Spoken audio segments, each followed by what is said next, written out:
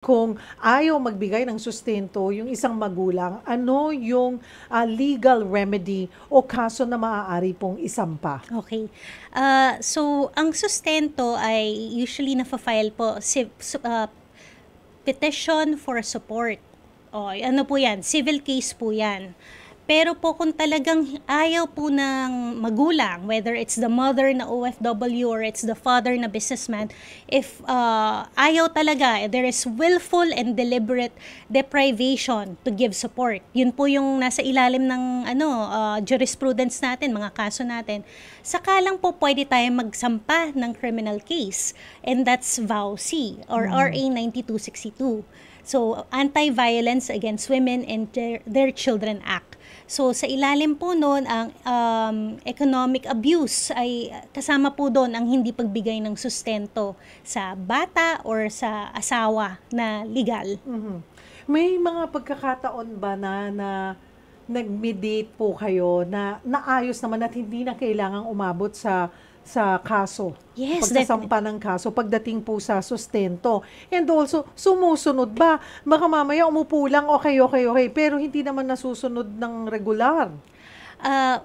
Well, it's a good question. Pero meron na pong mga kaso kaming hinawakan na pinagharap. Ang nangyari po kasi, yung child papasok na ng college.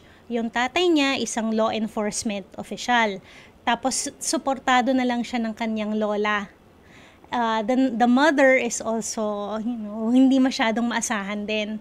So, humingi ng tulong yung bata. Sabi, hindi na kaya magtrabaho ng lola. Kasi, if I recall correctly, 70 years old na, naglalabas siya, nagbebenta para sustentuhan yung apo.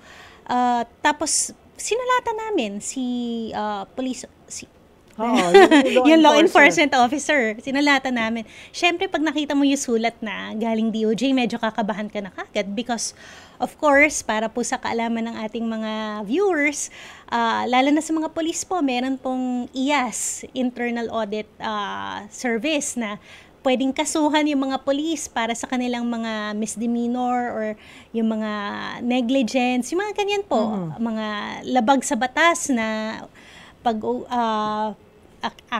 actions. So, pinagharap namin sila, yung police naman sabi, sige po, willing po ako magsustento. Medyo na ano pa nga, sabi pa nga, medyo sinisi pa konti yung lola, bakit kailangan mo pa ako dalhin dito sa DOJ? But, at least, andyan, kung dahil nagkaharap na lang, nakapag-usap na maayos, yung kung magkano yung kailangan nung anak, nabigay, kung ano yung kayang ibigay ng tatay, nasabi din, at napagkasundo naman po yung mga parties. Kasi po, kung nag-file po tayo ng kaso, sa totoo lang po, pwedeng matanggalan ng trabaho itong tatay na inaasahan nila magbibigay ng sustento. So, kesa makapag-aral, di ba? Lalo lang na hindi... Oo, lalo lang nabaon. Opo. No, the thing with that is, siguro doon sa law enforcement person na yon, law enforcement, yung law enforcer or enforcer po na yan, yung police,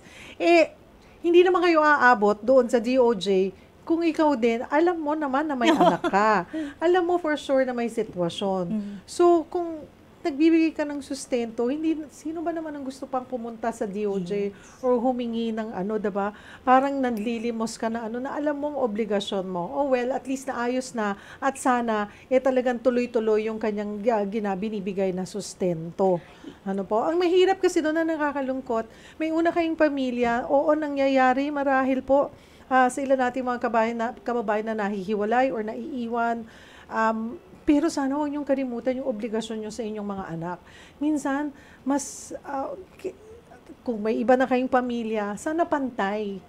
Hindi yung mas masarangya yung buhay, pero hindi man kayo makapagbigay dito. Siyempre, lahat sila, obligasyon niyo, anak niyo yan eh. Yung mga partners, ewan ko na yung problema niyo sa asawa, pero at least man lang yung mga anak niyo, huwag nyo naman pong kalimutan. Huwag nyo namang hindi pwedeng hindi nyo sustentuhan. Ano mang halaga yan. Pero kung nakikitang nag-e-effort naman kayo, hindi man po sapat, Kasi minsan sinasabi, paano ko bubuhayin yung isang pamilya ko? In the first place, sino ba may sabi sa inyo kasi gawain another family? But the thing is, dapat alam nyo yung pinasok nyo at dapat hindi po yun rason, na talikuran nyo yung obligasyon nyo dun sa naiwan nyo pong pamilya. Mga kapatid, Cheryl Cosim po. Dito na tayo sa totoo. Dito tayo sa True FM.